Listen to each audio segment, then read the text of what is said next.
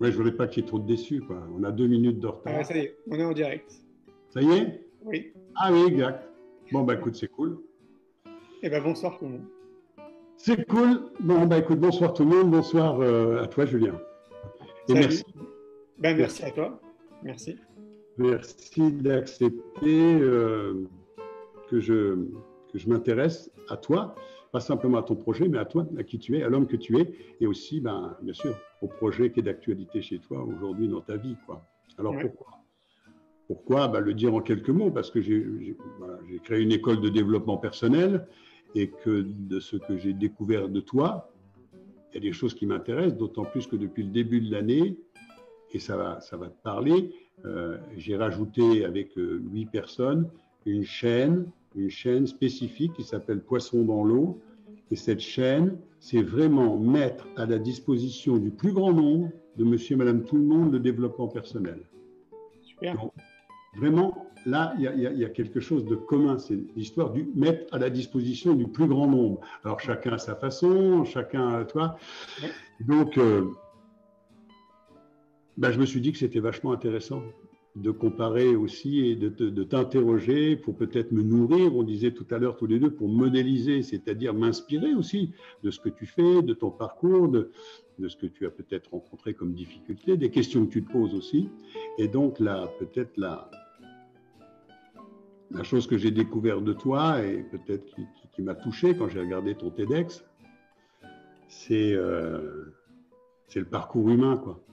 Voilà, c'est le parcours humain, c'est un début difficile et puis tout d'un coup la résilience, on disait tout à l'heure, la résilience qui arrive au moment où c'est très très difficile et tu découvres que tu as un potentiel de résilience, que tu as un potentiel tout court, j'allais Ouais. dire, Ouais. et que là c'est un espèce de tournant dans ta vie et puis comme tu as été baigné ou facilité avec la capacité d'aller voyager, eh ben, il y a un virage, il y a un vrai virage, tu commences à créer ton entreprise, et puis, donc, de ce que j'ai compris, donc, tout d'un coup, 2 documentaires à quelques années d'écart. Ouais. Un premier qui est vraiment, sur au fond, une quête, une définition du bonheur. Et là, tu vas aller interviewer beaucoup de gens, entre autres la France et France et Navarre. Hein. Et puis, et puis le deuxième, là, l'école de la vie. Voilà, l'école de la vie. Alors, et toi, si je te demandais à toi, Julien, si tu devais te présenter, mais là, tout de suite, maintenant, tu es qui? Qui tu es, toi, Julien?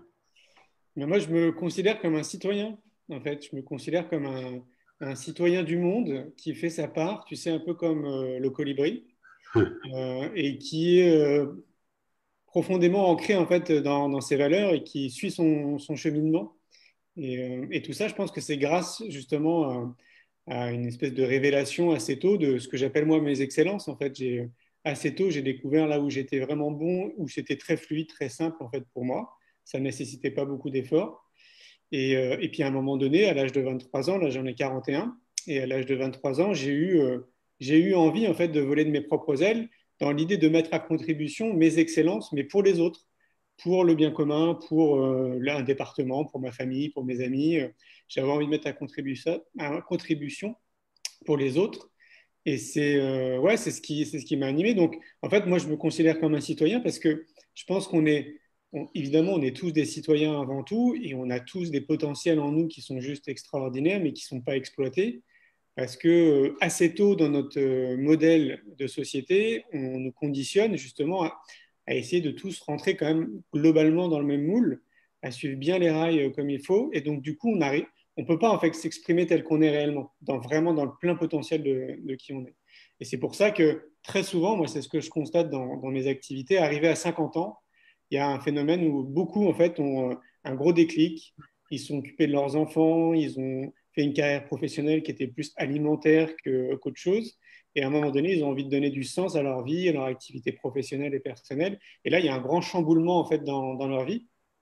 Et comme je l'observe depuis une vingtaine d'années, et que moi j'ai commencé le chemin de développement personnel vers l'âge de 10-12 ans, je me dis, mais Ah là, mais si on pouvait le plus tôt possible, dès l'école, en fait, sensibiliser justement les enfants, on en parlait tout à l'heure en off avant de se lancer en live, tu vois, de trouver l'équilibre entre le savoir et l'être. Mais je pense qu'on ferait, enfin, ça changerait vraiment beaucoup de choses dans notre humanité. Et c'est pour ça là, que depuis 7 ans, je mets beaucoup d'énergie autour de l'éducation parce que je trouve que tout part de là. Donc c'est une réponse un peu longue, mais je me considère avant tout comme un citoyen du monde. Et puis, Oui, avant, si on doit mettre des étiquettes, on peut considérer, mais tu l'as dit, en fait, que maintenant, bah, je suis réalisateur et producteur de films, mais c'était quelque chose que j'ai jamais imaginé dans ma vie. Je ne pensais pas un jour réaliser des films. Pour moi, c'était réservé au monde du cinéma, parce que les budgets sont juste énormes. Et donc, oui. je me disais pas, tiens, un jour, moi, je vais faire un film, puis en plus, il va sortir au cinéma, et en plus, il va cartonner et tout, etc. C'était inconcevable dans ma tête. Et puis ça m'a amené du coup après à être créateur d'événements avec le Festival pour l'école de la vie et le Congrès Innovation en éducation. Et puis bah, pour résumer, parce que je fais beaucoup d'autres choses, bah, on peut considérer que je suis un chef d'entreprise intuitif, créatif, et qui passe à l'action assez rapidement. Et je trouve que c'est ce qui nous manque profondément aussi en France, et qu'on a un vivier de créativité, on a des personnes qui sont vraiment, qui ont plein de choses à mettre en place, mais il y en a très peu qui passent à l'action. Et si j'ai une particularité, c'est que je passe de l'idée à l'action assez rapidement. Mais il faut le rappeler, et on en parlait tout à l'heure aussi en off, je ne suis pas seul. C'est-à-dire que c'est moi qui ai mis en avant, qui suis médiatisé, parce que oui, c'est moi qui ai créé en fait l'entreprise et qui la porte et qui la fait avancer. Mais je ne serais pas là en train de discuter avec toi si j'avais pas des gens bienveillants qui m'entourent et qui sont juste exceptionnels aussi et qui font peut-être 90% du job, quoi, tu vois. Oui, oui, oui. Ça, voilà, ça me parle. C'est le haut de l'iceberg. Ouais, c'est ça. Et bon, tu es celui qui va être médiatisé et tout, mais c'est sûr que c'est pas tout seul. C'est une Ah non, évidence. c'est impossible. Et ça, je l'ai compris très tôt. Il y a un moment donné, je suis tombé sur un livre qui s'appelle Réfléchissez et devenez riche de Napoléon Hill. Je ne sais pas si tu l'as lu, ce livre. Non. C'est un livre très intéressant. En fait, c'est un gars à l'époque qui a été voir des chefs d'entreprise qui avaient des réussites très importantes. Donc, on parle de Peugeot, de Walt Disney, d'Apple, tu vois, des chefs d'entreprise comme ça. Et puis, il a remarqué en fait des similitudes entre ces personnes-là, alors qu'ils ne se connaissaient pas forcément, dans leur réussite et notamment ce qu'ils mettaient en place et ce qu'ils appliquaient pour leur vie privée. Et notamment, c'était beaucoup de personnes qui s'occupaient de leur bien-être, qui se faisaient passer avant eux, avant leurs femmes, avant leurs enfants, avant leur entreprise, parce qu'ils avaient compris que si eux, ils rayonnaient, s'ils étaient bien, bah forcément, le reste suivrait. Et, euh, et ça, c'est un livre, en fait, à l'époque, qui m'a vraiment très inspiré. Alors, ce que tu m'expliques, si tu veux, ça veut dire que c'est ce qu'on appelle le cadre de référence. Ça veut dire que toi, tu as la chance, et je t'explique en quoi je trouve ça une chance, tu as la chance d'être vite passé en cadre de référence interne. C'est-à-dire, avant de te poser la question, qu'est-ce qui fait plaisir aux autres, comment je dois m'adapter pour que les autres m'aiment, tu t'es rapidement dégagé de ça en ressentant sur toi qu'est-ce qui est important pour toi. Tu Ouais, vois, vraiment pour toi. Et je suis d'accord avec toi, dans les gens que j'accompagne moi aussi, je m'aperçois que cette transition de la cinquantaine, quand on a passé beaucoup de temps à être en cadre de référence externe pour mon patron, pour l'école, pour faire plaisir à papa, pour faire plaisir. D'ailleurs, on parle d'éducation, mais c'est une chose qui est abominable, bien sûr, c'est le fait plaisir, quoi. Comme si ce que je faisais, c'était pour faire plaisir. Donc, ça veut dire que ça, c'est terrible comme phrase. ouais, Ça sous-entend que si je ne le fais pas, alors je risque de perdre l'amour. c'est Donc, ça. toi, j'adore parce que tu dis à 12 ans, moi j'ai découvert la PNL à 40 ans, et quand j'ai dans mes formations quelqu'un qui a 17 ans ou 20 ans qui viennent, d'ailleurs toutes mes formations, je les fais gracieuses et gratuites pour tous ceux qui ont moins de 25 ans, Ouais, je me dis toujours au fond de moi, ah putain, c'est cool. ouais, c'est clair. Un jeune ou pas, je dis, putain, c'est cool. Il est en train de gagner des décennies, tu vois, il va gagner des décennies sur son parcours, il va commencer vraiment à regarder, et aussi, on parlait du soi et du moi, tu vois, ce moi social qui se construit, qui peuvent s'épaissir vraiment très très fortement, et je dis, voilà, il va réussir, il va s'en dégager beaucoup plus vite pour exister comme il a besoin d'exister, et ça c'est vraiment un cadeau, il va gagner des années, et il va réussir sa vie, donc c'est pas réussir... voilà, c'est pas réussir avec un compte en banque, c'est réussir sa vie. C'est C'est se ça. dire, ouais, j'ai trouvé la bonne place, je suis à la bonne place, et je parlais du colibri, Ben, je vais faire ma part là, parce que moi, c'est là que je vais faire ma part. Et Et toi, puis, c'est là. ouais. Et puis au-delà de ça, c'est ce qui me fait vibrer. Tu vois, en fait, ce qui nous alimente, quand je dis nous, en fait, c'est toutes ces personnes qui sont dans ce cheminement-là, en fait, qui sont vraiment en accord avec elles-mêmes et qui mettent vraiment leur pleine puissance, on va dire, pour les autres. En Ouais. fait, c'est ce qui nous alimente. Ce qui nous alimente, c'est de voir qu'on participe à quelque chose de positif. C'est de voir, en fait, qu'on se sent utile pour les autres. Et ça fait d'ailleurs un pont avec l'étude que j'ai menée autour du film C'est quoi le bonheur pour vous. Il y a quelque chose qui ressort du lot, c'est-à-dire que ça s'apprend de tendre vers le bonheur. Et il y a notamment un point qui sort du lot, c'est toute personne qui met à contribution ce que j'appelle moi ses excellences pour le bien commun, pour les autres, tend inévitablement vers le bonheur. Et ça, c'est une constante humaine. Et c'est pour ça, une fois de plus, que si on accompagne les enfants le plus tôt possible vers ça, et je rejoins ce que tu dis, tu vois, tu le fais avec la PNL, avec des enfants qui ont 10-20 ans, putain, mais ils gagnent, mais oui, comme tu dis, une décennie, quoi. Tu vois, on Voilà. change tout, quoi. Quand tu le dis, tu vois, c'est congruent parce que je le vois, ce que tu dis, tu es vraiment incarné parce que ça se voit, regarde, le visage, il est rayonnant, il y a un sourire. Bien évidemment, on est dans l'autre acte, être, donner, partager. Et C'est quand on ça, est là-dessus, la réussite, c'est la conséquence de cette bonne santé-là, de exactement. cette bonne santé-là intérieure. Hein. C'est ça, Alors, ouais. il y a une question qui me questionne. Ok.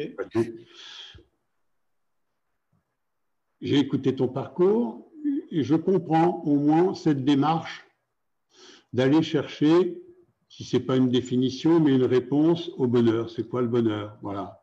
Et en même temps, peut-être une réparation personnelle, de dire, voilà, je n'ai pas une recette, mais je vais aller vraiment faire. Et ça, c'est ton premier documentaire.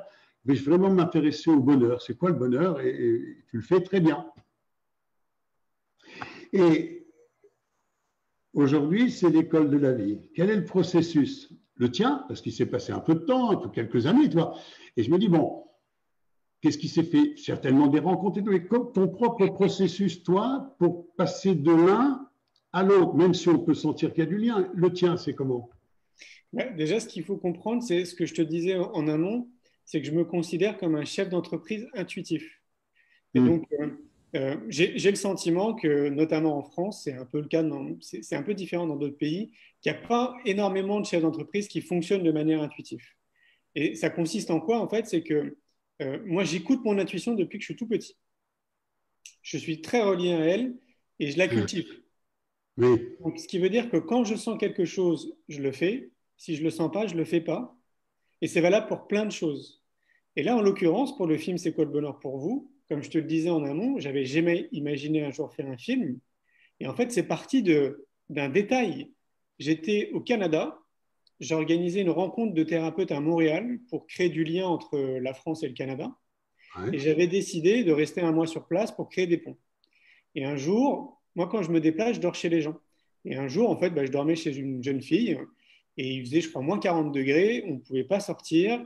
Grosse tempête de neige. Et puis, on a commencé à refaire le monde, à discuter de beaucoup de choses. À un moment donné, on a parlé du bonheur.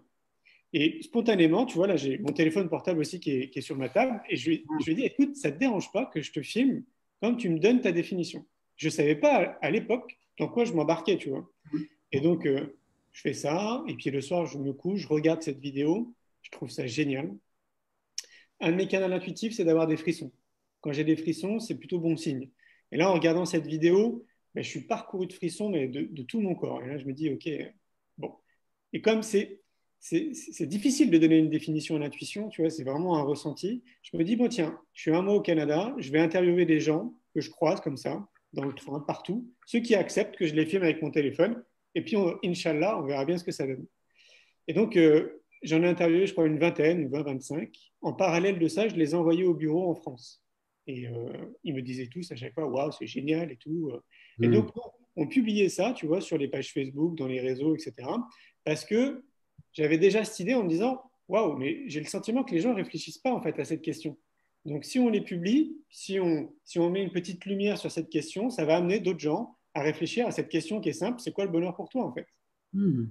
Et je me suis laissé prendre dans le jeu parce que j'ai fait le pont après avec mes activités personnelles et professionnelles. Et moi, Voilà. je me déplace à peu près 6 mois de l'année un peu partout dans le monde. Oui. Et du coup, je me suis dit, je vais profiter de mes déplacements pour continuer à interviewer les gens comme ça sur mon parcours, parce que j'aimais l'idée déjà, je trouvais ça très sympa d'échanger autour du bonheur.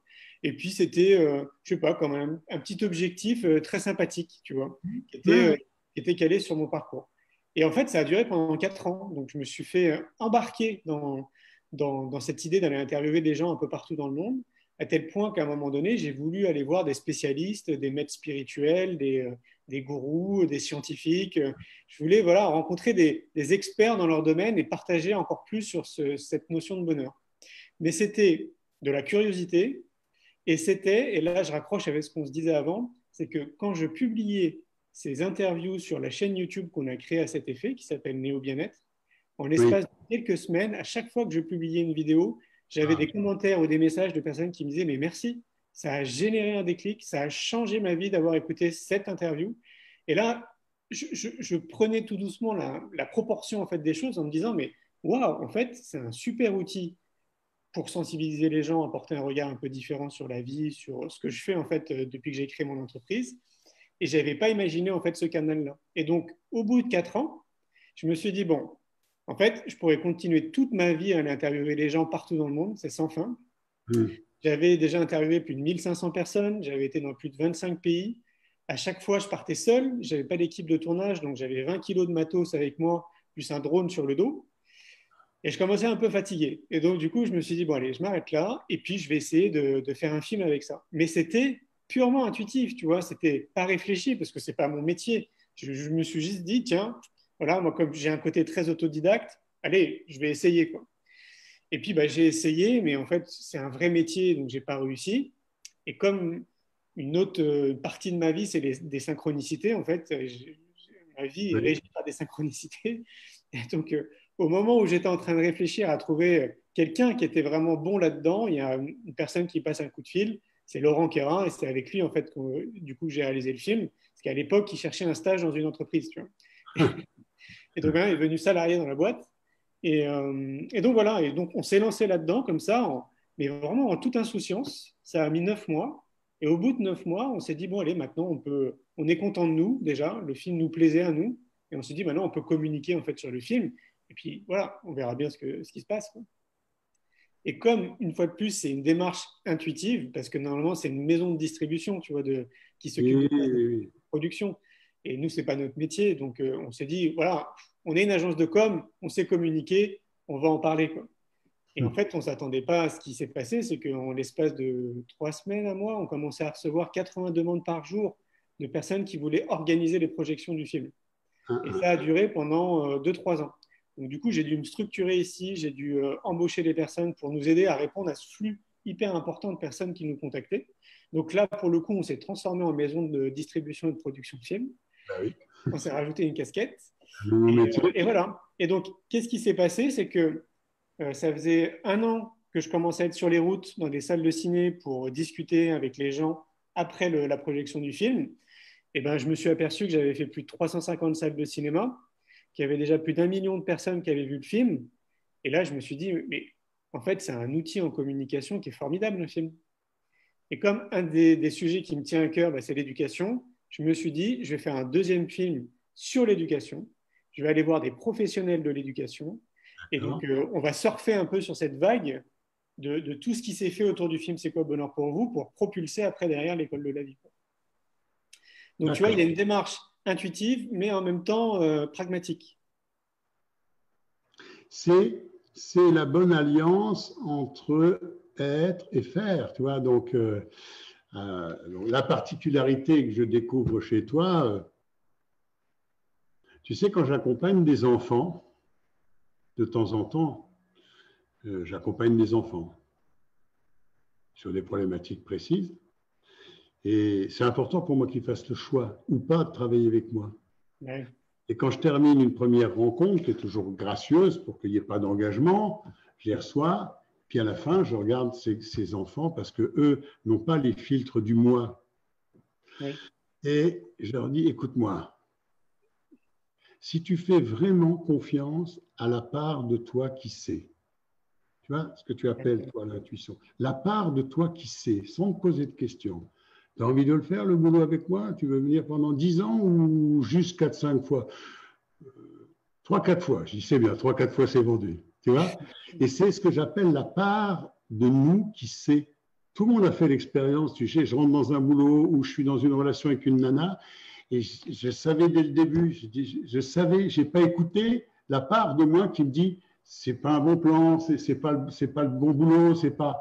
Et je le fais quand même parce que tu vois, il y a cette autre part de nous qui nous engosse et qui nous fait quelquefois ne plus écouter, ne plus écouter. Mais alors des fois c'est plus, des fois c'est de temps en temps, et des fois c'est pas du tout. Ouais. Avec quand même dans mon constat peut-être un accès plus facile dans la structure pour des femmes globalement que pour des hommes. J'en suis désolé, c'est pas pour, c'est pas pour, il n'y a pas de jugement de valeur, un accès plus facile, voilà. Complètement. Ouais. Elles sont plus proches de leurs émotions, elles sont, tu vois, c'est très différent, c'est clair. Ah, aussi parce qu'elles sont plus proches de la vie et qu'elles la donnent. Nous, on fait juste des entreprises, des trucs, des bidules. On essaie de compenser le fait on portera jamais d'enfants. On peut prendre un peu de ventre à un moment, tu sais, pour accompagner symboliquement. Mais c'est sûr qu'on n'aura pas d'enfants. Enfin, a priori, c'est mal barré de ce côté-là. Bon, écoute, je voudrais maintenant qu'on parle un peu de l'école. Parce que c'est ton actualité à toi et que moi j'ai trouvé ça fantastique, pharaonique, fantastique. Et j'espère que tu le fais parce que tu crois bien qu'il y a beaucoup de gens qui t'ont dit que c'est pas possible. Tu vois, ça, moi, c'est un truc qui me motive plutôt. Toi. Mais qu'est-ce que tu fais un truc comme ça marchera jamais. Moi, j'adore ça. Ça va pas marcher. C'est plutôt motivant. Et je te vois bien un peu dans ce type de raisonnement. Ça te motive encore plus, toi, pour ne pas lâcher comme le pitbull, dans le bon sens du terme. Alors, j'ai regardé le deuxième film, je me suis aperçu qu'il y avait beaucoup d'experts, beaucoup d'adultes qui étaient interviewés et qui allaient tous d'un même constat, qui disaient tous dans ton film, c'est important qu'il y ait une appropriation par les enfants, une école où les enfants viennent découvrir, on fait leur curiosité. Et un de tes intervenants disait de toute façon, et ça me parle beaucoup depuis l'âge de 4 ans, moi j'en ai marre qu'il y ait des gens qui savent mieux que moi ce qui est bon pour moi. Voilà, je trouvais super. Et je me dis, du coup, par rapport à un projet comme ça, à quel moment et comment, en amont, vous intégrez les enfants? Parce que c'est une école pour eux. Le risque, ce serait de se dire, on refait encore des bien-pensants qui vont soigner leurs blessures. Tu vois, moi, j'ai souffert à l'école, alors je ne veux pas que mon enfant souffre. Et là, il n'y a pas la distance, mais en plus, comment veux-tu qu'ils se l'approprient s'ils ne sont pas à l'origine du projet? Donc ça, je ne l'ai pas tout à fait compris. Je pense que ça fait partie de tes préoccupations. Et en même temps, est-ce que là, tu peux me répondre un peu comment vous avancez ou comment vous intégrez les enfants dans leurs différentes tranches d'âge sur, au fond, eux, comment ils la voient, cette école, avant de la penser de l'extérieur? Ah ouais, moi je te rejoins à 100%. D'ailleurs, tu sais, dans les événements qu'on organise, le festival et le congrès, de plus en plus, on fait intervenir des enfants, justement. Parce que, parce que voilà, en fait, c'est tout le temps les adultes qui ont la parole autour de ça, alors que les premiers concernés, c'est eux quand même, tu vois. Donc, c'est Oui. hyper important de les écouter. Donc oui, je te rejoins à 100%. Alors, à l'époque, dans notre démarche pour le film L'école de la vie, ce qu'on voulait justement, c'était plutôt montrer le champ des possibles.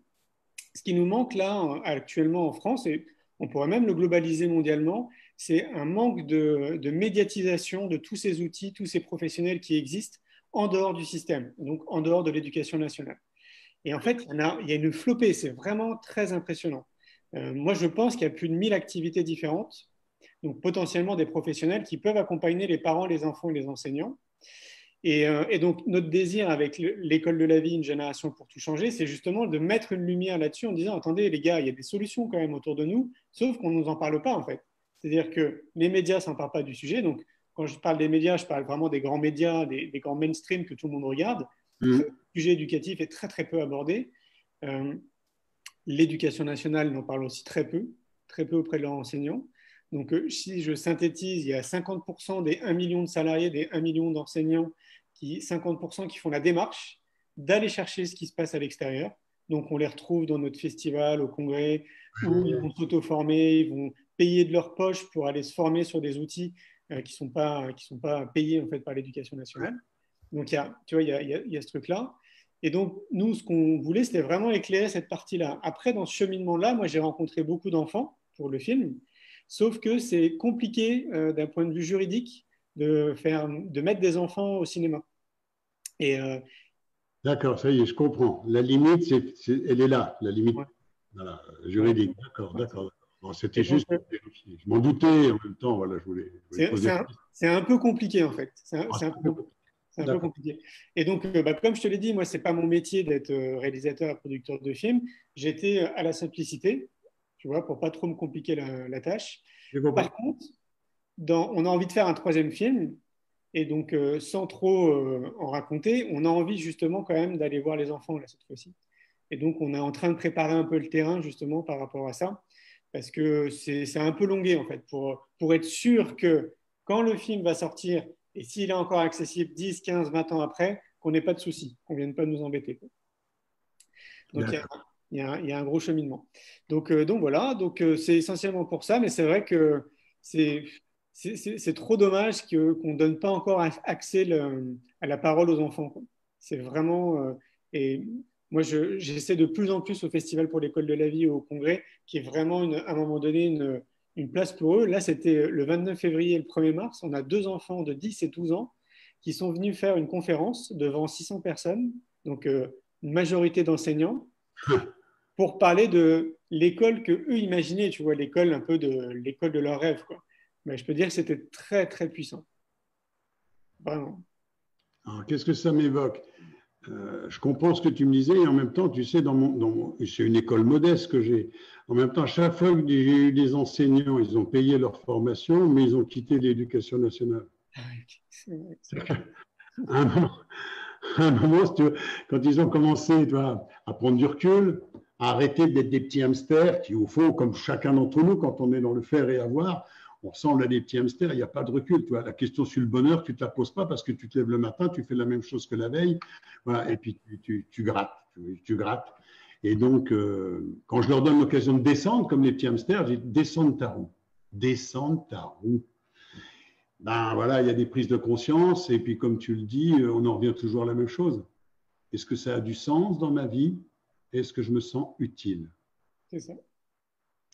Alors, quand tu commences, pour ça que beaucoup de gens, tu vois, et avec lesquels j'ai beaucoup de compassion, qui sont très hauts en tour, qui parlent beaucoup, qui ont vraiment semblé, qui ne veulent surtout pas aller à l'intérieur, surtout pas aller questionner, parce qu'inconsciemment, leur inconscient leur dit, attention, si jamais tu ouvres la boîte de Pandore, c'est toute ta vie. Il va falloir que tu changes tout. Ta bagnole, ton jardin, peut-être même ta femme. Donc, tu vois, il y a quand même des freins naturels et qui fait qu'effectivement, cette tranche, elle arrive à 50 et je retrouve beaucoup moins de gens avec des grosses dépressions, mais plutôt à 60 ans. Là, c'est quand j'ai élevé les enfants, j'étais avec mon mari, j'ai tout fait pour les autres. J'ai tout fait. Les infirmières, qui ont tout donné de leur vie, mais pour les autres. Donc, ils se nourrissent uniquement de ça. Et quand l'hiver fut venu, hein, eh ben, la bise était bien fraîche. Ouais, bah, ouais, c'est clair. Mais tu sais, moi, je pense que c'est au-delà du phénomène naturel. Ce que tu dis pour moi, c'est un conditionnement. C'est le conditionnement de notre société. Tout fait, en fait, tout est orchestré pour que tu n'aies pas le temps de t'occuper de toi. C'est métro, boulot, dodo. Tout le monde court dans tous les sens. Et là, ça a été très marqué, et j'ai envie de dire même très impressionnant pendant le confinement qu'on a tous vécu. Tout le monde a été mis sur pause, paf, d'un coup. Et donc, il y en a plein qui ont été confrontés à une multitude de questionnements, de plein de choses, ne serait-ce que déjà de vivre avec leurs enfants, avec leurs femmes, tu vois. C'est le même toi pendant 2, 3 mois, pour 4 mois peut-être pour certains. Ouais. Ça, pour moi, ça a été un accélérateur de prise de conscience. C'est un très beau cadeau. Ouais. C'est Einstein qui disait la vie nous fait des cadeaux et quelquefois l'emballage est tellement moche qu'on ne veut pas les ouvrir. Mais quand on a fait un petit travail sur soi, je crois qu'on a envie de les ouvrir. On se dit, attends, qu'est-ce que je peux faire de bien de cette situation? Même si, pour ma part, voilà, ça a remis des choses ça remet un peu en perspective peut-être nos priorités, ça ne change pas nos valeurs, mais ça remet un peu en perspective parce que voilà, il y a du temps. Il y a du temps pour ça. Et on est bien sur une relation au temps. Et à l'extérieur, l'image, c'est-à-dire tout ce qui nous est vendu, c'est l'image. C'est le bling-bling, tu vois, c'est avoir. C'est ça. Avoir la voiture, avoir les vacances, avoir. Donc, et du coup, quand je disais des petits hamsters, j'aime bien la métaphore parce que ça fait que les gens, ils courent, ils n'ont jamais le temps de descendre. Tu vois. La vie ne leur laisse pas le temps de descendre. Du coup, comme ils ont pris l'habitude de faire ça très longtemps, mais ils sentent au fond que ce n'est pas tout à fait juste, quand tu les invites à descendre, il y en a beaucoup qui freinent, ils disent non, non, non, pas descendre. Je ne veux pas descendre. Trop dangereux ton truc là. Je pense que ça va trop transformer de choses. Bon. Ah bah, bien sûr. Tu sais, c'est un peu comme le fait de voyager seul aussi, hein. Ça, alors là, je t'écoute parce que ça, c'est un truc. Alors, je ne suis pas à dire c'est pas possible, mais ce n'est pas du tout dans mon modèle du monde, quoi. Enfin, je l'ai dit. Hein, moi, je suis admiratif, le sac à dos, le truc, je m'en vais, je ne sais pas où. Voilà, ça, c'est très. Pour moi, ça reste encore angoissant. Donc, toi, c'est facile pour toi. Ouais. Alors, qu'est-ce que ça t'a apporté les qualités, ça, c'est vraiment mieux. Ça t'appartient à toi. Ce n'est pas donné à tout le monde, quand même, non plus. Hein. On est plein, on est des millions. Oui, mais pas tout le monde, pas des milliards. Non, ouais, peut-être quand même à l'échelle du monde. En fait, si tu veux, je raccroche avec ça parce qu'il y a, dans notre société, comme on est conditionné, on met des étiquettes sur tout. Et donc, le fait de voyager seul, le fait d'être seul, par exemple, je sais pas, d'aller au restaurant seul, d'aller au cinéma seul, le fait de la solitude, globalement, c'est un des grands maux de notre société. Et donc, mais c'est le conditionnement de notre société qui nous fait croire que c'est pas bien d'être seul, tu vois. Et Ouais. donc, quand tu voyages seul, de ce que je vis et de toutes les personnes que je rencontre, qu'ils soient hommes ou femmes, c'est que c'est le meilleur outil en développement personnel. Pourquoi? Parce qu'en fait, tu es connecté avec toi. Quand tu pars avec quelqu'un, que ce soit ta femme ou un ami, tu es connecté avec la personne qui est avec toi. Et c'est normal, c'est un peu comme une obligation. Je te donne un exemple. Vous êtes en train de marcher, il y a une direction à prendre. Vous allez en parler en fait tous les deux. Est-ce qu'on va à droite? Est-ce qu'on va à gauche? Est-ce qu'on va dans tel restaurant? Est-ce qu'on fait ci? Est-ce qu'on fait ça? Etc. Il y a tout le temps cette connexion en fait ensemble. Et donc, ce qui veut dire que tu es moins connecté avec ton extérieur, d'une part, et moins connecté avec toi. Et moi, ce que je retrouve, notamment quand je voyage seul, c'est que ça me ramène à moi, en fait. C'est pas quelque chose d'égocentrique, mais c'est juste que ça fait du bien, en fait. Tu vois, ça fait du bien de revenir un peu à soi et de juste de suivre le flow et de se laisser vivre, tu vois, quelque part. Et en plus, le pire, c'est que de l'extérieur, on peut croire qu'on est seul quand on voyage seul, mais en fait, tu n'es jamais seul, parce qu'on est des êtres sociables. Donc, en fait, tu rencontres des personnes en permanence, pour peu que tu sois un minimum sociable. Si tu n'es pas, si t'es pas trop bête, tu vas aller dans des lieux pour dormir où tu sais que tu vas avoir du monde, par exemple dans des guest house, tu vois, dans des chambres d'hôtes. Donc, moi, quand je voyage seul, déjà, je ne me sens jamais seul. Par contre, ce qui est chouette, c'est que j'ai la liberté de choisir tous les jours si j'ai envie d'être tranquille, si j'ai envie de faire mon trip tranquille, ou si je veux rencontrer du monde, discuter avec des gens, si je veux aller en pleine nature. Et ça, cette notion de liberté qui nous est très chère en tant qu'humains, tu la retrouves justement quand tu voyages seul. Et ouais, et puis ce qui est étonnant, tu vois, c'est que au-delà de mes 41 ans, j'en apprends encore tous les jours. Tous les jours, tous les jours. À chaque fois que je fais un voyage comme ça seul, je me découvre en fait. Je suis très surpris de mes réactions, je suis très surpris de l'interaction que je peux avoir parfois avec des personnes, de ce que je peux penser, des réactions que je peux avoir, des prises de décision des fois aussi que je peux avoir. Enfin, voilà, c'est un chemin d'une vie, tu vois, d'apprendre à se connaître. Et moi, en tout cas, je retrouve cette sensation quand je voyage seul. Il y en a, ça va être peut-être à travers la peinture, d'autres, ça va être autre voilà, chose. je t'entends, je suis séduit par ce que tu dis, bien sûr, même si ce n'est pas mon même modèle du monde, et j'entendais, mais je le fais, mais je le fais autrement. Voilà.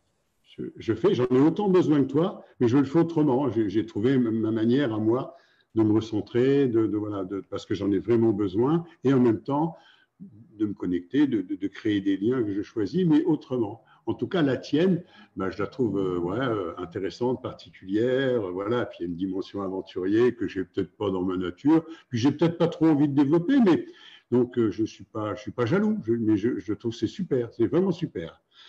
Si on revient à ton école, ou à l'école que tu es en train de construire, en tout cas, dans ce que j'en ai compris, quoi. J'ai entendu qu'il y avait 4 plots. Hein. Il y avait le plot développement personnel. Alors, comme ça m'intéresse bien, moi, je le mettrais bien au centre parce que je le vois bien. Non, parce que je le vois bien, parce que lui, il va être connecté avec les 3 autres entités. Il y a des parents, il y a des enseignants et il y a des enfants. Donc, il va bien falloir relier d'une manière ou d'une autre, faire adhérer, ajuster, adapter, parce qu'on ne peut pas mettre la même chose. Tu as déjà des pistes, je pense que vous avez déjà un petit peu évolué. où est-ce que vous en êtes dans cette idée que je trouve fantastique de toute façon? C'est une évidence pour moi. C'est le développement personnel, ça doit démarrer très tôt. Je suis d'ailleurs inquiet qu'on n'ait pas modélisé, si tu veux, toute la pédagogie qui est dans les pays du nord de l'Europe, c'est de la pédagogie qui est des années 60 et en particulier qui a été vraiment inspirée, vraiment modélisée sur la PNL. Ça veut dire la capacité à prendre le temps, à se mettre en rapport avec quelqu'un, à savoir l'écouter jusqu'au bout, ne pas lui coûter la parole. Et je vais donner une anecdote. L'année dernière, j'ai un gamin qui a 14 ans. Il regarde avec moi une émission sur, est-ce que c'était la Norvège, voilà, sur l'éducation nationale là-bas. Il regarde la fin de l'émission, il me dit, papa, il faut qu'on déménage. D'ailleurs, il a arrêté l'école et il a démarré les compagnons parce qu'il était, peut-être que je lui ai refilé ça au passage, je veux savoir, hein, mais il n'était pas plus adapté que je ne l'étais au système de l'éducation. Il ne rentrait pas. C'est comme les petits bébés. Lui, c'est un triangle et on voulait le faire rentrer dans un rond et tu pouvais taper dessus. De toute façon, à un moment, ça ne rentrera pas. Alors, comment le développement personnel, tu l'imagines, au sein de ce système que tu décris, toi, dans ton dernier reportage? Bah, en fait, pour bien comprendre, je l'appelle l'école de la vie, hein, le projet d'école. L'école de la vie, voilà, l'école de la vie. Ouais. Pour bien comprendre, donc pour que les gens qui nous écoutent comprennent bien, en fait, ce que je veux, c'est qu'il y ait une école, donc évidemment pour les enfants, intergénérationnelle, qu'on soit sur un terrain qui fasse entre 20 et 40 hectares, en pleine nature, Mais, qu'on puisse faire de la permaculture sur le terrain, donc pour que les enfants puissent mettre les mains dans la terre et comprendre en fait comment les légumes, tout ça, comment ça pousse, qu'on puisse aller chercher les non, œufs, tu vois, enfin, la vie, quoi, en gros. oui, Et donc, sur ce terrain, c'est très précis, tu verras, moi, je veux être proche d'une forêt, proche d'une rivière, et à 1 heure de la montagne et 1 heure de la mer, pour justement être très proche de tous ces éléments qui sont très différents, pour que les enfants aussi puissent découvrir la forêt, la montagne, la mer, les rivières, etc. J'ai envie qu'il y ait un centre de formation pour les parents et un centre de formation pour les enseignants et un centre de développement personnel pour une raison, j'ai envie de dire, première, pragmatique. C'est qu'à l'heure d'aujourd'hui, toutes les écoles dites nouvelles ou alternatives qui existent reposent leur modèle économique sur les parents. Donc en fait, c'est les parents qui financent l'école. Donc c'est pour ça que la plupart des écoles coûtent extrêmement cher pour un grand nombre de citoyens. Et ouais. donc, du coup, moi, j'ai réfléchi comme un chef d'entreprise et je me suis dit, il faut qu'il y ait différents canaux qui rentrent dans cette école financière qui permettraient justement de baisser les coûts pour les parents. Et donc, si on a un centre de formation pour les parents, pour les enseignants et un centre de développement personnel, bah, c'est de la trésorerie en plus qui rentre. Donc ça, c'est le côté pragmatique. D'accord. Oui, Pourquoi j'englobe les parents, les enseignants? Parce qu'en fait, c'est logique. C'est-à-dire que toutes les écoles nouvelles alternatives qui existent à l'heure d'aujourd'hui, pour ne pas dire 99%, sont centrées uniquement autour de l'enfant. Mais si on ne s'occupe pas des parents et si on ne s'occupe pas des enseignants, on passe à côté de quelque chose qui est énorme. C'est-à-dire que ça crée un déséquilibre qui est gigantesque. Donc, à mon sens, le deuxième point qui est primordial, c'est justement d'englober tout le monde là-dedans. Et donc de mettre tout le monde quelque part à peu près au même piédestal en s'occupant des enseignants, des parents et des enfants. Pour que tout le monde avance à peu près, on va dire, au même rythme. Et là, le centre de développement personnel, il prend toute son ampleur parce que moi, quand j'ai créé mon activité, donc mon agence Néo Bien-être en 2003, c'est une agence qui est dédiée aux thérapeutes et aux professionnels du bien-être. oui. Pourquoi j'ai créé ça à l'époque? C'est parce que moi, je baigne là-dedans depuis que je suis gamin, en fait. Ma mère, elle tirait des cartes et faisait des thèmes astrologiques. Et donc, on avait beaucoup de monde qui passait à la maison. C'était plutôt une passion, ce n'était pas un métier, hein. Mais donc, Oui. du coup, elle s'intéressait à tout ça. Et donc, si on remonte à l'époque, tu vois, je devais avoir 8-10 ans, un truc comme ça. Donc, on ne parlait pas trop de tout ça autour de nous parce que ne serait-ce que le mot yoga ou même bien-être, c'était un peu bizarre, tu vois, comme mot. Donc, moi, j'ai mon oreille qui a traîné. J'étais souvent autour de la table en train de regarder ma mère tirer ses cartes, enfin, les thèmes astrologiques pour ses Ah, amis. J'adorais ça. Mon frère, lui, est resté très cartésien, mais moi, ça ouais. m'intéressait. Et donc, ça m'a donné envie, à un moment donné, donc, dans mon parcours de vie, de me dire, putain, en fait, on parle trop mal des médecines alternatives, des médecines douces. On met vraiment une mauvaise étiquette sur beaucoup de choses dans ce milieu-là. Moi, visiblement, j'ai une facilité pour en parler, pour communiquer. Je vais utiliser mes talents pour mieux parler de ce champ que représente le développement personnel et le bien-être. Et donc, ce que je découvre et ce que j'ai découvert à l'époque, c'est qu'il y a beaucoup, mais alors vraiment beaucoup de professionnels qui sont très, très doués dans ce qu'ils font. Et là, ça englobe, je ne peux pas tous les citer parce qu'il y en a plein, mais je sais pas, des énergéticiens, des sophrologues, des naturopathes, des hypnothérapeutes, il y en a plein, plein, plein. Ils sont aussi bons que si tu allais voir le meilleur garagiste de ton quartier, quoi. Tu vois. Et donc, et à l'inverse, il y a aussi des gens qui sont très, très mauvais. C'est valable dans tous les métiers, quoi. Dans tous les métiers. Et donc, de ce que j'ai découvert, je me suis dit, mais c'est trop dommage qu'on ne mette pas à disposition ce potentiel qu'on aurait justement pour accompagner les enfants le plus tôt possible avec tous ces outils qui existent. C'est dommage qu'on ne le mette pas à contribution au sein de l'école. Et donc, je veux un centre de développement personnel pour que cette partie-là soit intégrée, mais dès le départ, pour qu'il y ait des professionnels qui viennent donner des stages, donner des conférences, sensibiliser, en fait, tu vois, tout simplement. Moi, un de mes jobs les plus importants depuis 17 ans, c'est de semer des graines. Et moi, je crois à fond à ça, en fait. Tu vois, semer des graines, on devrait tous le faire. Et quelque part, je pense qu'on le fait tous d'une manière directe ou indirecte, de semer des graines pour inspirer les gens. Une fois qu'elle est semée, cette graine, eh ben, tu sais qu'à un moment donné, de toute façon, elle va germer. C'est une certitude. Ça peut mettre très peu de temps pour certains, pour d'autres, ça va être très, très, très long, mais au moins, elle aura été semée, cette graine.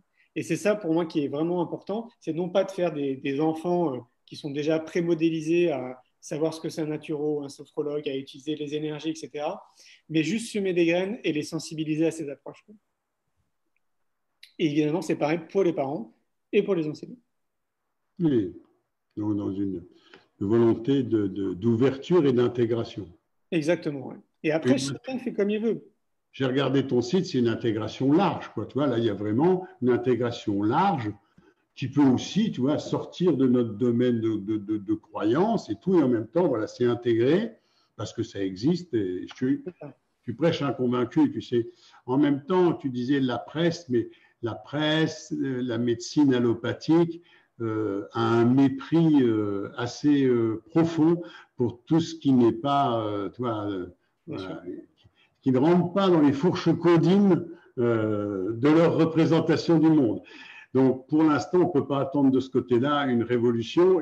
On a intérêt, comme tu dis, à jouer les colibris, puis à se dire, bon, on va avancer comme on peut. Puis, alors, une école alternative, oui. En même temps, dans ce que j'entends, est-ce que ce ne serait pas plutôt, parce que c'est une, et ce serait une école, s'il n'y en a qu'une, elle serait expérimentale déjà, avant d'être alternative, bien sûr, par nature, mais un peu expérimentale, parce que tu dis, parce que je suis emmerdé, parce que j'habite à Bar-le-Duc, moi. Donc, tu vois, 100 km j'ai plus les critères, quoi. Si à un moment, je dis, je veux développer l'idée de Julien, il faut rapprocher la mer, enfin, tu vois, ça fait des trucs terribles. Alors, est-ce que ton projet, bien sûr que qu'elle ait aussi une vocation expérimentale, une espèce de vitrine, peut-être une belle vitrine, mais de ce que tu voudrais développer peut-être plus largement? Oui, c'est ça, en fait, mon idée. Tu vois, moi, ce que je veux faire, là, depuis 5 ans que j'avance sur cette idée de créer cette école, j'ai constitué un fichier de personnes qui veulent participer à la création de l'école. Et Tu peux, donc, tu peux me noter dessus? pardon? Tu peux me noter? Oui, avec plaisir, oui. Parce qu'on est là, profites-en. Tu Ouais, as un fichier de gens voilà, qui ont envie, d'accord. il y a plus de 400 personnes. Et il y a vraiment plein de profils, hein. Ça va de l'architecte en passant par le fonds d'investissement, par l'enseignant, le directeur d'établissement, etc. Donc il y a vraiment plein, plein de profils.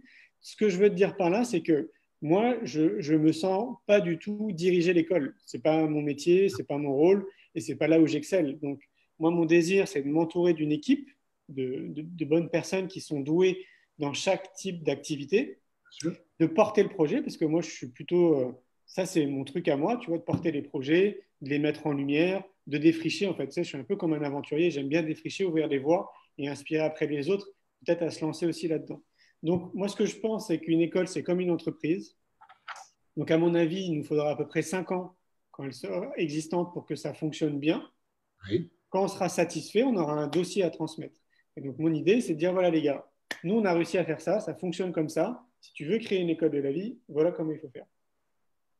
Avec l'ambition de créer comme un réseau. Tu vois, par exemple, j'ai déjà commencé, en fait, j'ai créé ce que j'appelle le réseau des écoles alternatives. C'est une Google Map. Tu vas Oui. dans un moteur de recherche, tu tapes le réseau des écoles alternatives et tu tombes sur une Google Map qui répertorie 1000 écoles. Et mon idée, c'est de, comme je le fais avec Néo Bien-être, avec les thérapeutes, c'est de créer du lien en fait avec toutes ces écoles qui se créent parce qu'évidemment, il n'y a que des ponts à créer avec toutes ces écoles. Et donc, moi, mon ambition dans le futur, c'est qu'on puisse, par exemple, des enfants qui seraient dans notre école puissent aller dans une autre école, je ne sais pas, par exemple, à l'île Maurice, et que les Mauriciens puissent venir dans notre école ici en France. Et tu vois, créer comme ça des ponts et des réseaux avec plein d'écoles. Voilà. Donc, on a commencé un peu le job. Alors, je me suis posé la question en tant que parent. Je me dis, est-ce que je la mets, moi, ma gamine ou mon gamin, est-ce que je la mets à l'école? Parce que les expériences que j'ai eues sur ma petite ville, moi, un peu à la campagne, j'ai eu quand même des expériences qui m'ont un petit peu inquiété. C'est-à-dire, j'ai vu des enfants qui avaient fait un parcours en école alternative, et puis, donc, ils étaient dans une espèce d'ouverture, de douceur, de genre.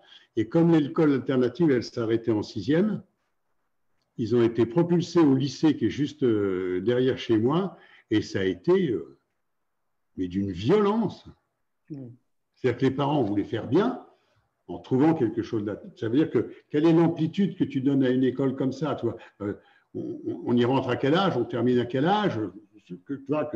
Ouais. Ça me rassure si je dois y mettre mon enfant. Mais là, ils sont un peu grands, il faudrait que je le refasse, c'est un peu tard. Mais... Ben, en fait, si tu veux, pour moi, si on doit mettre de l'énergie là, à l'heure d'aujourd'hui, c'est pas tant dans la création d'écoles alternatives, c'est plutôt au niveau de l'éducation nationale, parce que c'est l'école publique et qu'elle est accessible à tout le monde. Le fait qu'il y ait des écoles alternatives en fait, qui se créent comme ça en parallèle, et d'après ce qu'on a étudié, il y en a à peu près 3-4 000 sur notre territoire, ça répond justement à un manque de réactivité en fait, de l'éducation nationale. C'est-à-dire que Gentil. oui, mais non, mais parce que ce qu'il faut voir, parce que moi je le vois, en fait ça avance dans la bonne direction, tu vois. Il y a tous les paramètres, tout fait que de toute façon, on est obligé d'avancer dans cette direction. Sauf que c'est quand même un gros mastodonte et donc du coup ça met du temps, tu vois, vraiment à avancer, mais ça avance. Et en parallèle de ça, bah, comme c'est un petit peu long, que ça va pas assez vite, il y a des écoles parallèles qui se créent, quoi. Mais pour moi, je te dis, si on doit mettre de l'énergie pour les gens qui nous écoutent, c'est plutôt d'essayer d'injecter vraiment tous ces outils qui existent autour de nous au sein de l'éducation nationale pour qu'ils comprennent qu'ils ont vraiment intérêt à les piocher et de mener des expériences dans leur classe pour voir ce qui fonctionne et ce qui ne fonctionne pas, quitte à faire venir des chercheurs, que des scientifiques s'y intéressent, pour qu'on puisse labelliser certaines choses en disant, voilà, ça fonctionne. Parce que nous, en France, on accorde beaucoup de crédit aux scientifiques. Donc, faisons venir le monde de la recherche, des scientifiques, dans nos classes, essayons des choses, on voit ce qui fonctionne, la PNL, l'hypnose, tout ce qu'on veut. Et puis, voilà, tu vois. Mais pour revenir à l'école,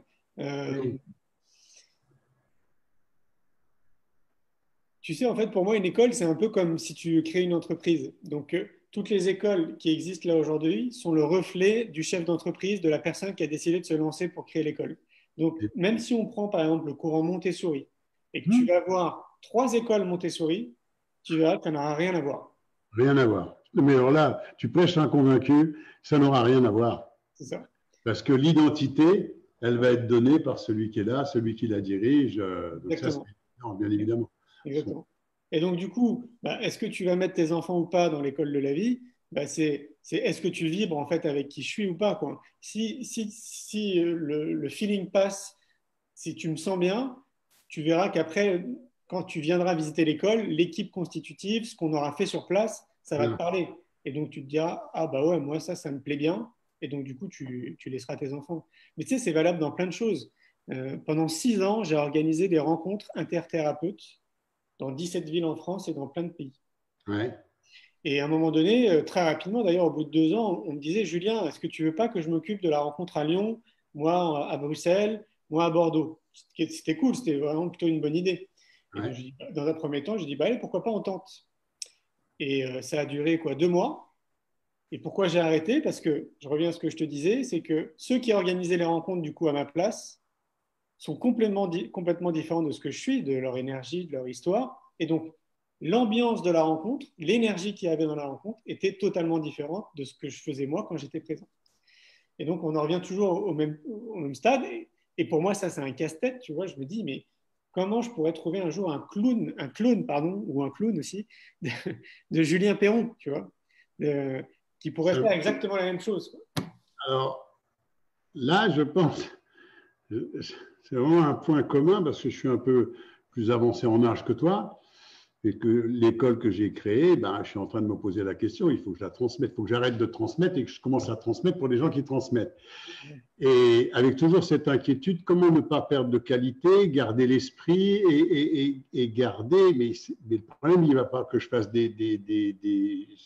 parce que ça, je ne peux pas faire des clones. Non. Des gens qui s'inspirent, mais je ne pourrais pas faire des clones, donc il va falloir que j'accepte des choses. Je suis dans cette phase-là, bon, qui n'est pas toujours la plus facile, surtout pour le porteur de projet. Et toi, tu es vraiment un porteur de projet et tu te dis, si je le diffuse trop vite et qu'il perd en qualité ou qu'il est dénaturé par rapport à qui je suis, ça ne va pas me plaire. C'est ça? Ouais, c'est ça. J'ai une question très importante à te poser parce qu'il nous reste quelques minutes, quoi. Quel est le nom du chat qui est passé juste et que je vois derrière? C'est Niaoli.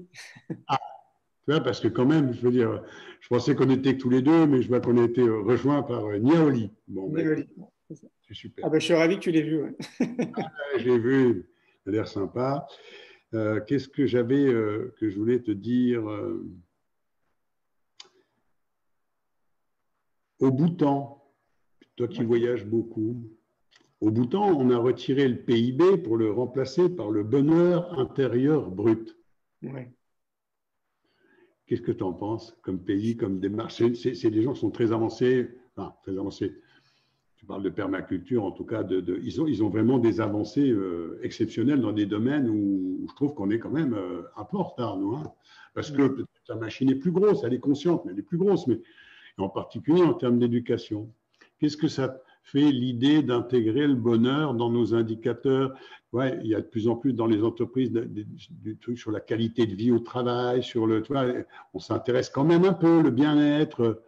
Et donc, arrêter peut-être de regarder le résultat, puisque tu es chef d'entreprise, le résultat d'une entreprise uniquement avec l'excédent brut d'exploitation et le résultat en bas à droite. Et se dire, attends, voir, il y a un beau projet humain, il y a des gens qui montent en compétences, les gens sont contents de venir chez moi.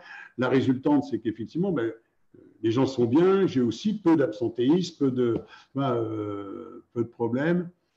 Est-ce que tu serais porteur à un moment peut-être d'aller changer certains indicateurs? Parce que tu dis, ben, l'éducation nationale, tu as des liens avec elle aujourd'hui? Voilà, c'est quand même des entités qui sont assez... Le problème, c'est quand c'est lourd.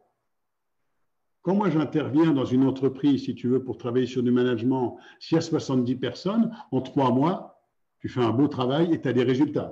Tu sèmes, puis 3 mois après, tu as des résultats visibles par tout le monde, les collaborateurs et tout. Quand tu as une entreprise de 50 000 personnes, il y a du décalage, tu vois, parce que c'est la Panzer Division, c'est plus difficile à bouger. Tu crois qu'ils sont ouverts, qu'ils sont attentifs, comment tu es reçu, comment tu es perçu, toi? Alors, en fait, c'est comme dans tous les organismes. C'est-à-dire qu'il y a des gens qui sont comme toi et moi, tu vois, qui avancent en fait, voilà, pour essayer de faire changer les choses. Et puis, tu as les autres qui sont obtus, fermés et qui vont mettre plus de temps à ce que cette graine-là, en fait, pousse.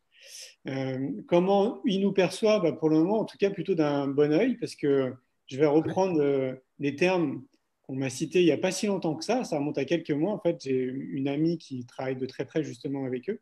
Oui. Et elle m'a dit, bah, tiens, c'est marrant, on parlait de toi. En fait, ils aiment beaucoup en fait, le Festival pour l'école de la vie et le Congrès Innovation en Éducation, et ils te laissent faire. Voilà. C'est énorme. C'est énorme. Ils te laissent faire. Ça. Ils nous laissent faire parce qu'ils estiment qu'eux, ils ne seraient pas capables de le faire et que ça vient nourrir des réflexions qui sont vraiment très importantes pour faire bouger justement l'éducation. Donc ça, c'est un point qui est positif. Après, il y a à peine un mois, il y a l'UNESCO aussi qui nous a contactés pour être partenaire de nos événements. Donc je trouve que c'est aussi une belle avancée. Oui, une reconnaissance même. Hein. Ouais, c'est ça, ouais. Donc, si tu veux, c'est tout le temps la même chose, en fait. Comme il y a très peu de médias qui s'intéressent au sujet, moi, ce qui me manque là, à l'heure d'aujourd'hui, c'est des fois, on me dit qu'est-ce qu'on pourrait faire, Julien, pour t'aider? Je leur dis, bah, faites-moi passer à TF1, invitez-moi sur un plateau TV où il y a des millions et des millions de personnes qui vont regarder leur poste de télévision. Parce que ce qui nous manque, c'est justement en fait un média qui soit suffisamment puissant pour toucher, on va dire, la masse, pour parler de ces sujets, juste pour semer une graine. Pas forcément pour faire du prosélytisme, pour dire on est les meilleurs. Non, j'ai bien compris. Juste pour apporter un sujet qui est pas assez traité ou très très peu traité, quoi. Et donc, en fait, voilà, pour moi, c'est juste un manque d'information et on le voit dans nos événements. Les gens qui viennent sont de plus en plus nombreux. Donc, le festival, maintenant, c'est quand même entre 10 et 15 000 personnes qui viennent tous les ans à Montpellier. Et on va s'arrêter, je pense, à 15 000 personnes parce qu'après, ce ne sera pas agréable sur le site sur lequel on se trouve. J'avais démarré la première année à 600 personnes quand même. Je le montre pas parce que je trouve que c'est toujours intéressant, c'est de voir un peu la courbe exponentielle. Puis à un moment, bah, faut que tu arrêtes. Mais c'est quand même une belle réussite, hein. Ouais, c'est clair. Mais surtout que, tu vois, une fois de plus, ça, je ne l'avais pas prévu. Moi, à l'époque, j'ai fait un pique-nique juste pour regrouper les gens qui voulaient m'aider à créer l'école. Oui, c'est sympa. Ouais, ça fait un gros pique-nique. Mais je n'avais pas imaginé organiser un festival. Et donc, je vois que ça prend de l'ampleur. Je te dis, voilà, avec l'UNESCO qui a envie de nous soutenir, avec toutes ces fédérations, ces fondations, ces ONG qui se rapprochent aussi de nous. Donc, on sent qu'il se passe vraiment quelque chose, que ça s'accélère, en tout cas que nos initiatives potentiellement accélèrent un peu les réflexions et accélèrent les prises de décision. Et donc, du coup, c'est vraiment très agréable de savoir que dans une seule et même salle, là, par exemple, on va faire le 4e congrès Innovation d'Éducation le 24 et le 25 octobre à Paris. Et c'est une salle qui fait 1200 personnes. Et pour moi, je suis très excité en fait d'être présent sur place. Oui, parce qu'on organise l'événement et que c'est un peu un aboutissement, tu vois, de se retrouver sur place et que tout se passe très bien. Mais c'est aussi, et beaucoup, parce que je sais que dans cette salle où il va y avoir 1200 personnes, il y aura toutes ces personnes qui se croisent jamais dans la vie de tous les jours, c'est-à-dire le monde institutionnel et tous les autres, en fait, qui œuvrent de leur côté. Et d'un coup, ces gens, ils se rencontrent dans une ambiance très bienveillante, décontractée, et donc, du coup, ça crée des super, j'allais dire des relations, parce qu'il y en a certains, moi, avec qui je suis devenu quand même des amis. Donc, ouais, c'est un super lieu de rencontre avec tous ces gens qui ne se rencontrent pas partout dans le monde. Je dis partout dans le monde parce que maintenant, on a 15 pays qui viennent quand même dans nos événements, alors qu'au départ, c'était uniquement que la France. Ça venait des 4 coins de la France. Donc, moi, je dis très souvent quand je parle de ces événements, de venir justement parce que humainement, ça fait du bien, en fait, de tous se retrouver ensemble avec parfois des ponts qui sont, ouais, qui sont tellement énormes qu'on n'aurait jamais imaginé un jour pouvoir se rencontrer et paf, d'un coup, on se rencontre et en plus, on s'aperçoit qu'on a des valeurs communes et des idées communes. Et ça, pour moi, c'est magnifique. Donc voilà. Alors, quand on avait dit 1 heure, on y est quasiment à quelques minutes près pour garder l'attention de tout le monde. Me concernant, si tu veux, on discute après, et puis à 3 heures du matin, on aura bien avancé, on aura refait le monde. Mais pour l'instant, on va essayer de clôturer. Il me reste 2 questions que j'avais imaginé de te poser. Une, c'est ma curiosité, c'est tu pars où cette année? Et bien là, je vais partir du 25 juillet au 15 août Ouais, et on va faire un trip en vélo avec ma compagne ouais. et on part faire 1000 km en France. En France? Ouais, donc on va se balader en vélo et tu sais, on part avec nos sacoches, notre tente et en fait, on est en autonomie comme ça pendant 3 semaines. Et donc on part de Montpellier et puis on va terminer en Bretagne. Donc, c'est pas les 900 kilomètres pour aller à Biarritz. Non, c'est Non, non. c'est un autre. Vous avez pris un autre trajet, pas toujours le même, quoi. Ah oui, non, bah oui, bien sûr. Ouais. En fait, Le tu sais que depuis ce trajet-là, depuis qu'on a fait ces 900 km là, bah, depuis maintenant, on passe beaucoup de nos vacances à vélo. Ouais. Ah oui, ça a été un. Je t'ai vu sur le vélo, hein. Ben là, on voit quand même on voit qu'il y a une condition physique qui est de qualité quand même, parce que tu t'en sors pas mal. Bah, il faut. Mais après, moi, je suis sportif depuis que je suis tout petit, hein, donc ça fait Oui, partie aussi de mon équilibre. Donc, j'ai compris que ça faisait partie de ta vie et de ton équilibre. ouais, Écoute, il me reste une dernière question, oui. et celle-là, c'est de Philippe et Julien. Tu vois, Julien, c'est comment le bonheur pour toi? Eh bien, c'est très proche d'une réflexion que je me suis faite en 2003 quand j'ai créé mon entreprise, où je me suis dit, Julien, c'est quoi tes besoins? Avant de te lancer en fait à créer ta boîte, où tu vas devoir te débrouiller pour avoir des sous, payer ton loyer et tout, etc. C'est quoi en fait tes besoins? Tu as besoin de quoi dans ton quotidien pour être heureux? Et ça a été une vraie réflexion. Et quelque part, je pense que c'est un peu répondre à cette question, en fait, c'est quoi le bonheur pour toi, quoi. Et ça n'a pas changé. Enfin, ma définition en elle-même, elle n'a pas vraiment évolué parce que mes besoins sont assez primaires. Moi, j'ai besoin de manger, d'avoir un toit sur la tête, idéalement, d'être en contact avec les gens, l'amour, l'amitié, de manger, de rire, d'être en pleine nature, tu vois, de pouvoir voyager. Quand je suis dans, en fait, c'est la vie que je me suis créée, tu vois, quand je suis dans ce flow-là, ben moi je suis heureux en fait, j'ai pas besoin d'autre chose, quoi. Donc, euh, donc c'est un peu ça ma définition. Ah, je te remercie. Sans oublier le mot liberté que tu nous as bien dit, tu vois, quand tu étais dans les pays étrangers, avec ce sentiment de choisir ton destin, ta vie, et d'être libre, de créer des liens, de ne pas en créer, et de faire ce que tu as envie à ces moments-là. Bon, écoute, ça a passé vite. Ouais, ça passe toujours très vite. Ça a passé vite. Tu sais, c'est comme les moments quand on est avec des gens qu'on aime bien ou des amis, tu vois. Tu as l'impression que ça a passé très, très vite. Et puis, il y a des fois, il y a des gens, tu les as vus 10 minutes, tu as l'impression que ça fait 2 heures que tu dis. C'est vrai. Pour moi, je vais garder ce souvenir pour l'instant d'un entretien qui était vraiment agréable. J'ai fait une belle rencontre, je te remercie. Alors, si les gens veulent te retrouver, quand même, c'est important qu'on fasse un petit message sans faire de prosélytisme, mais si les gens veulent te retrouver, toi, donc, ils vont sur où? Principalement, ils peuvent taper ton nom dans n'importe quel moteur de recherche. Toi, tu as un peu l'avantage, c'est que on va tout de suite trouver les différents sites, Néo Bien-être, le site, voilà, tout le travail que tu as fait quoi, depuis quelques années, on le retrouve assez facilement. Et puis pour ceux qui voudraient retrouver la chaîne qu'on vient de créer, qui est là une mise à disposition du plus grand nombre du développement personnel, c'est www.toutattaché-poissondansl'eau.fr. Voilà, et là, vous tombez sur notre site et vous aurez les vidéos, vous aurez des nouvelles, voilà, et ça me fera plaisir voilà, de vous retrouver d'une autre manière. Comment te remercier? Eh ben, merci à toi surtout. Merci à toi. Passe une belle soirée. Toi aussi, toi aussi. Et puis, ben, je pense qu'on se croisera un de ces quatre quelque part. Avec peut-être à Bar-le-Duc, hein, du coup, alors. Hein. Alors, tu es d'accord? Parce qu'en plus, toi, tu sais où c'est géographiquement. Donc, c'est facile. Et puis, pourquoi pas à Montpellier et voir pourquoi pas à Paris. Donc, il y aura bien des occasions pour se retrouver. Je te remercie beaucoup. Merci à toi. Pour ta disponibilité, pour ton accessibilité, pour ton accueil et pour ta gentillesse. Merci à toi, Philippe. À très bientôt.